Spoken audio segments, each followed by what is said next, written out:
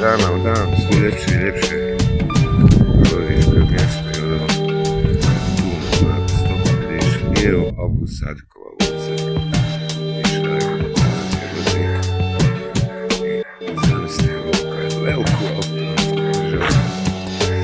Ne pričamo se o državama. Evo masno što sam mogu. Ne cestu.